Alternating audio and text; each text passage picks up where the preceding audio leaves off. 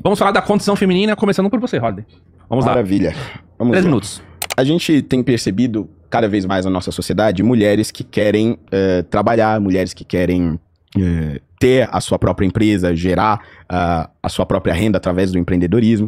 Como é que você enxerga estas lideranças femininas que promovem medidas em prol do empreendedorismo, em prol das mulheres que querem ser grandes mulheres capitalistas e exemplos não só aqui no Brasil, como no mundo? Diante desse cenário, dessa dificuldade que está se aprofundando com a crise capitalista, de fato as pessoas recorrem a uma série de métodos e jeitos de sobreviver. Gente, o que mais tem é gente fazendo bico, vendendo bolo de pote, achando formas para poder se sustentar e sobreviver, e ter grana. Antes de partirmos para o vídeo, eu gostaria de 1 minuto da atenção de vocês. Essa é a nossa lojinha Vende Shop. Nela vocês encontram alguns produtos personalizados de diversos tamanhos e cores diferentes, como bags, camiseta infantil, canecas, posts, bottoms, ímãs e baby looks. Vale lembrar que todos os produtos da nossa loja são feitos com algodão sustentável, garantindo sustentabilidade com ética para promover melhorias sociais, ambientais e econômicas. Toda compra que vocês fazem gera impacto socioambiental positivo em nossa comunidade. E não menos importante, parte do nosso lucro de cada produto é direcionada a algumas instituições, como por exemplo o Hospital da Baleia, um hospital público localizado em Minas Gerais, conhecido por sua atuação na área da oncologia, tratamento de câncer, e por ser referência estadual em ortopedia e oncologia pediátrica, assim como o Instituto Entre Irmãos, Instituto à Margem, ONG que transforma vidas através de ferramentas que desenvolvem pessoas em situação de vulnerabilidade social, ofertando educação de qualidade, inclusão social pelo esporte e cultura, defesa de direitos e qualidade de vida. Clica no link do primeiro comentário fixado e não se esquece de deixar seu like, curtir e compartilhar. E vamos pro corte. E agora vamos para a situação das mulheres, correto? Vamos falar da condição feminina, começando por você, Rodney. Vamos lá. Maravilha. Vamos 3 lá. minutos. Bom, Mandy, a gente tem percebido cada vez mais na nossa sociedade mulheres que querem trabalhar, mulheres que querem ter a sua própria empresa, gerar a sua própria renda através do empreendedorismo. Nós temos diversas iniciativas, inclusive na iniciativa privada, para promover isso, inclusive para a formação de mulheres nesse sentido, para que elas possam empreender, gerar a sua renda, ter a sua vida independente e de forma que isso não seja incompatível com também ter uma família, também exercer o papel de ser mãe, estar dentro de casa e tudo mais. Só que você defende uma revolução, né? Você defende a revolução do proletariado, a revolução socialista. Como é que você enxerga estas lideranças femininas que promovem medidas em prol do empreendedorismo, em prol das mulheres que querem ser grandes mulheres capitalistas e exemplos não só aqui no Brasil, como no mundo? Para deixar a pergunta bem objetiva, vou ficar só nesse minuto. Então tá, pode ir, Mandy. Tá bem. Não, eu acho que esse é um tema fundamental que está relacionado com o debate do emprego, certo? E da dificuldade que é hoje o acesso a um emprego digno, que tenha um salário digno também, para as pessoas poderem ter uma vida digna. E diante desse cenário, dessa dificuldade que está se aprofundando com a crise capitalista, de fato as pessoas recorrem a uma série de métodos e jeitos de sobreviver. Gente, o que mais tem é gente fazendo bico, vendendo bolo de pote, achando formas para poder se sustentar e sobreviver, e ter grana. Inclusive mesmo aquelas pessoas que já têm emprego, que fazem isso no turno que não tem, fazem isso conciliando com a faculdade nos períodos do noturno. Nós sabemos que essa é a realidade da vida da classe trabalhadora. Então, eu queria deixar antes aqui explicado que quando eu falo contra o empreendedorismo, eu não estou falando contra as pessoas poderem desenvolver atividades que levem ao benefício econômico delas. Porque eu acho que isso é uma necessidade. O que eu tô querendo dizer aqui, desmascarar e desmistificar, é um mito criado pelo capitalismo e endossado por todos aqueles coaches que defendem o empreendedorismo como uma visão de mundo e tal, que é o mito de que se o sujeito não tem emprego, a culpa é dele. A culpa é que ele não empreendeu. A culpa é que ele não foi criativo o suficiente. A culpa é que ele não investiu no ramo certo. E dessa forma, desresponsabiliza, primeiro, o Estado e, em segundo lugar, o próprio modo de produção. Porque se as pessoas não estão encontrando emprego, se a classe trabalhadora está com dificuldade de sobreviver, isso é um problema social. E a gente deveria se perguntar, por que as pessoas não estão conseguindo? Por que o sistema não é capaz de ofertar as condições de sobrevivência para as pessoas dentro desse próprio sistema? Vejam, aí a gente começa a perceber que é um sistema que funciona em bases irracionais. Então, eu não tenho problema nenhum com mulheres guerreiras, que inclusive são a maior parte desse país, mulheres mães solo, que dão conta e fazem o que for para levantar sua casa, cuidar dos filhos. E é isso. E se buscam como alternativa para esse problema o empreendedorismo e programas de empreendedorismo, eu acho justo. Agora, se tiveram que fazer isso, foi porque o governo não criou empregos. Foi porque o Estado não é capaz de incluir essas pessoas no mercado de trabalho. Foi porque a educação, inclusive, está cada vez menos servindo para que as pessoas possam se capacitar e encontrar empregos melhores. E nós que somos jovens universitários sabemos disso. Hoje, um diploma universitário não garante necessariamente que você vá ter uma vida melhor. Esse é um paradigma distinto que nossa geração, tem que enfrentar. Então, olha, se tem alguém aqui que defende a melhoria do emprego das mulheres, eu acho que somos nós, que defendem o fim da escala 6x1, que defendem que a mulher não tenha que ser submetida à dupla e à tripla jornada, como a maior parte das mães e das mulheres brasileiras fazem, coisa que eu nunca vejo saindo da boca do Holliday. E sobre as lideranças femininas e a União Soviética, né? Quando você não sabe o que dizer, você fala, e a União Soviética? Só sabe trazer isso pro debate. Na União Soviética tinham lideranças femininas, não só no tema do emprego, mas em todas as áreas sociais. Coisa que nós não vemos sendo promovida hoje por nenhum empresário, nenhum grande benfeitor. Porque, novamente, você colocar as pessoas numa posição de questionamento, numa posição de status social, ameaça o próprio status quo. Então, eu reivindico que na União Soviética, inclusive, eram feitos cartazes, eu já mostrei isso num outro debate lá no Inteligência, que dizia que a mulher saia da cozinha e saia da casa e que vá governar o país. Para mim, esse é o espírito de liderança feminina que nós precisamos construir no nosso país. Bom, vamos lá. Sua réplica, Holliday, pode ir. Bom, você percebe claramente a incoerência, né? Não faz muito tempo nós estávamos discutindo sobre educação. E aí, ela afirmou o seguinte: o novo ensino médio é um horror porque ele promove o empreendedorismo. Os estudantes estão sendo doutrinados porque eles estão sendo direcionados para trabalhar em empresas, estão sendo doutrinados com a ideia de ter que empreender. Entre esses estudantes não existem ali mulheres?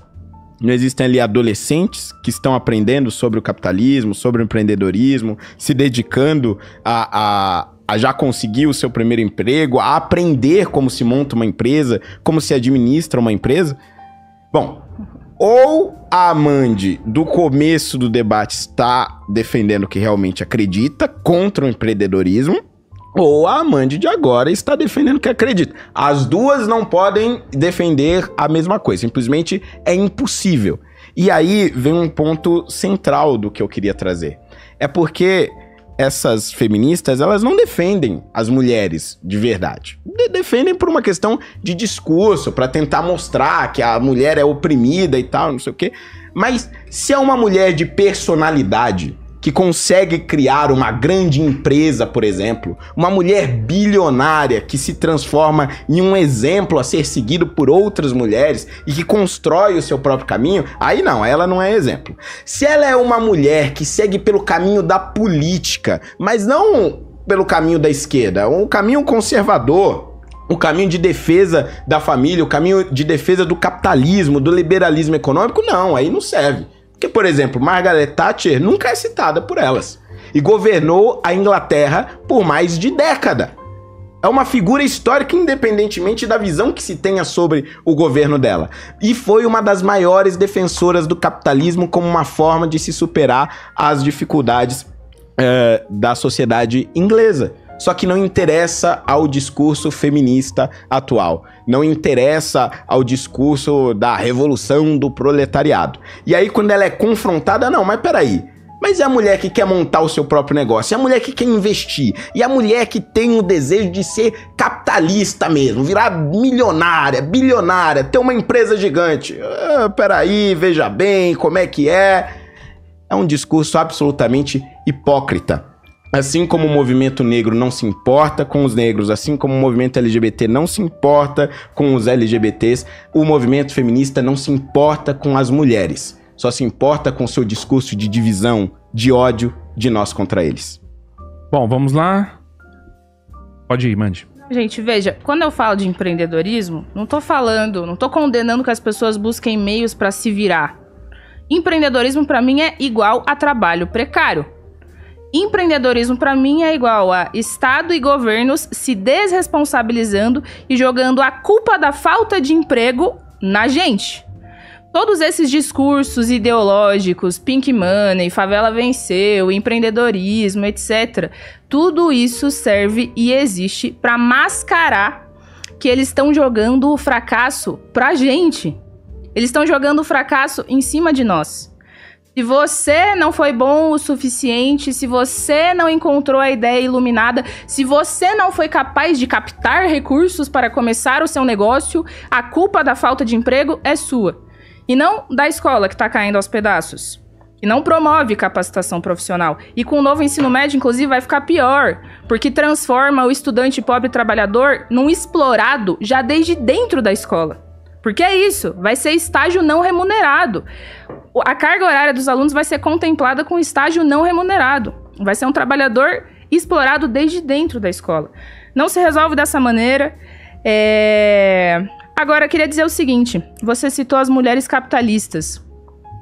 Eu acho que as mulheres capitalistas, elas ocupam uma posição contraditória na sociedade. Porque elas seguem sendo oprimidas, elas seguem sentindo o machismo e, de fato, eu imagino que para uma mulher capitalista chegar numa posição de poder foi mais difícil do que um Jorge Paulo Lemann da vida, por exemplo. A questão é que para ela chegar lá, ela teve que pisar em cima de várias mulheres trabalhadoras. Essa é a verdade. E essa é a contradição dela. Por isso que você vai ver, na casa das mulheres burguesas e capitalistas, sempre uma empregada doméstica. E tá sendo super explorada. E a maioria das empregadas domésticas no país, inclusive, são mulheres negras. Por isso que enquanto as mulheres capitalistas podem andar de carro, etc, etc, a mulher da classe trabalhadora que trabalha na empresa dessa mulher capitalista tá dentro do metrô por 1, 2, 3 horas sofrendo assédio. Tá passando por uma série de coisas no seu percurso na cidade, no trajeto da casa para o trabalho, uma série de situações machistas. É por isso que, inclusive, também não existe salário igual para trabalho igual. Embora isso seja um direito, em teoria, garantido na Constituição, não é o que ocorre na prática. O ranking dos salários é, em primeiro lugar, o salário mais alto é do homem branco, em segundo lugar, da mulher branca, em terceiro lugar, do homem negro, e em quarto lugar, da mulher negra. Isso não é por acaso que as mulheres ganhem menos. Tem a ver justamente com o fato de que mulheres são vistas como inferiores. E eu te pergunto, mulheres capitalistas, por si só, são capazes de lutar contra isso ou corroboram justamente esse sistema de opressão e de exploração responsável por criar uma série de mazelas, dentre elas a própria desigualdade salarial? Porque o capitalismo se beneficia disso, gente. O capitalismo se beneficia. Quando o capitalismo cria a opressão, o machismo, por exemplo, e joga mulheres contra homens, ele se beneficia. porque significa que a gente tá mais fraco diante da necessidade da gente se unificar para lutar contra ele. Ele se beneficia, inclusive, economicamente. Quando é isso? Reduzir o patamar do salário de uma mulher significa que você pode reduzir o patamar do salário geral. Então, também beneficia o capitalismo. E a mulher capitalista tá na posição de endossar tudo isso. Então, veja, o meu problema não é pessoal. Meu problema, inclusive, não é nem moral. Sei lá, entendeu? Pode ter várias mulheres aí, legais. O problema não é esse. O problema é o papel que cumpre na sociedade. Cumpre o papel de fazer essa engrenagem seguir girando. E fazer a engrenagem seguir girando significa, inclusive, reproduzir a própria opressão machista. Vamos lá, gente. Podemos, então, ir para a última rodada de perguntas? Vamos lá? Então, vamos, Holiday. Mais um acho que é a dela, Mandy. Sou eu. Comece agora. Vamos lá.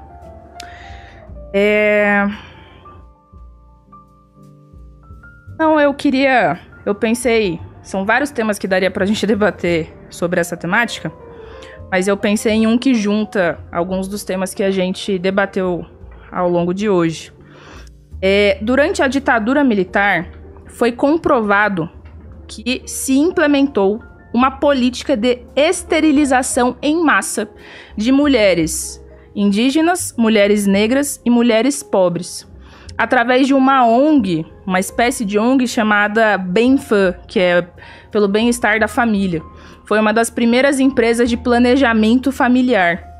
O IBGE, na época, nos anos 80, fez um levantamento sobre os métodos contraceptivos utilizados no país e percebeu que 71% de todas as mulheres da sociedade eram casadas e destas, 44% eram todas estéreis, porque tinham passado por métodos, cirurgias que esterilizaram essas mulheres.